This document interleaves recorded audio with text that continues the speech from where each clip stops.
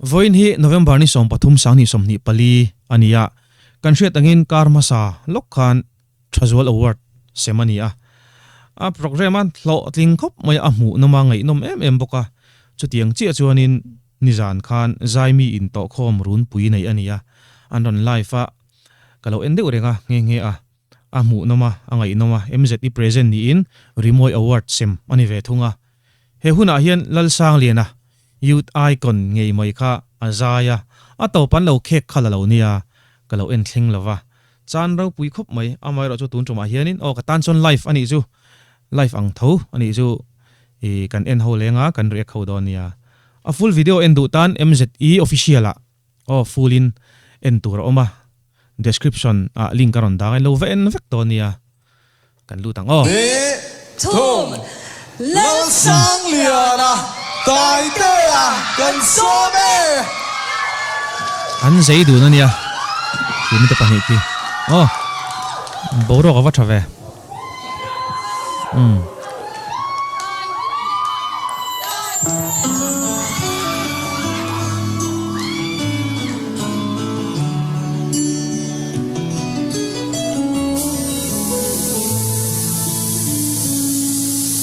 in vang khop pui lai tua la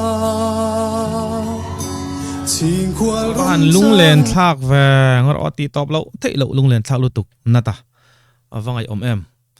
nata hi mizo mi pa leng zem hla sa thiami ti panga thlang ro ti ta se chun ka thlan nge ngei tu te jingami ania kan veng pa narzari veng pa ani nge a lung len thak vong lo sang lian na hla ron sale do na ni ai ron noi ne viau tura ke chon ka be se ani bo tang ti leng o in vang khop pui lai tua la ching khwal ron chang in lung run pui kara kan lo don ngai lo nang nen ti mang ngai na amoy le tok in vang khop pui lai tua la ching khwal ron chang in lung run pui kara kan lo don ngai lo nang nen ti mang ngai na a rei lo em kan hin lai ni tu na ero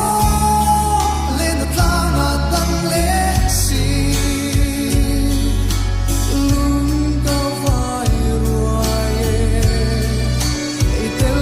lo chua o te ti lên môi ava han moi vong em chuti rol chuanin lal sang lian ate o mi dang te po thian te po ni thowanga program an nei chau mol rengan zai na sa an o chau ve to ti kalongoi thak na atang chuanin o ani karinga ama a thaber kha chuak lo de te pon kan lo hre do engei ngai dan ka hre lo le sai lo hla te Joseph Zaiming thanga hla te nata hla te hi chu tun kan tong lo ho lo sera zai thiam satlia tan chon lo cover ve chi ni lo sak mai chi ni lo chan chu original kha kan mi thla te kan benga te alo rilo thei lova chu wang chuan top artist te a thiam tak tan lo chon ti chi ni lowa kan lo ngai ve dowa lal sang liana ero a dang lamani a moi le viau mai je lang o Zan tia sur tha em tua ya vong vong thin lim lai di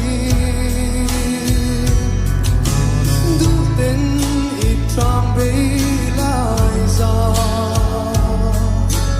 nhìn đi ông thấy hiền cắm môi lo an lung len thak em a rei lo em kan hin lai ni tu na ero lên ta na dang le si lung ka va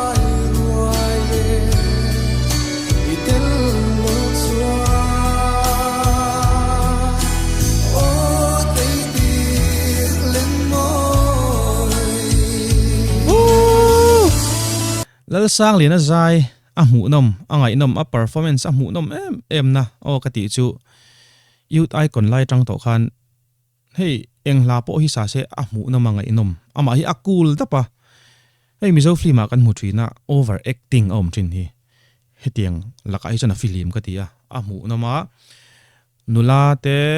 nu te o nu thloi te thleng pon han khek pui tur lo na chi hi ni lo ni he pai chu azia angai nat oma azai tuna po nei akul dap mai ni mu anuam lu tuk ngai thla kan nuam lu tuk lên môi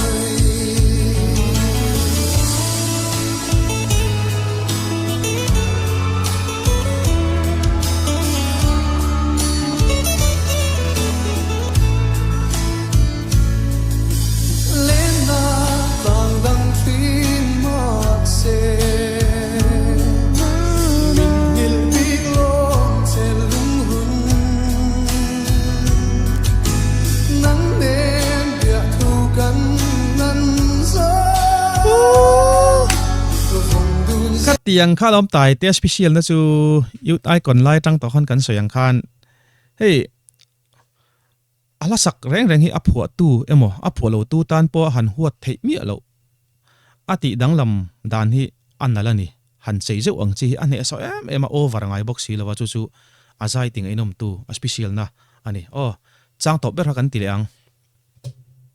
lên na pat kan pe ni phim mọt xe ma se biết lông trên lung hùng o lung nắng đêm địa thu cắn năn gió han zong đun dê la ô cung tua đi à rây lâu em cần im lại đi tu na em đó lên ta na đăng lệ xì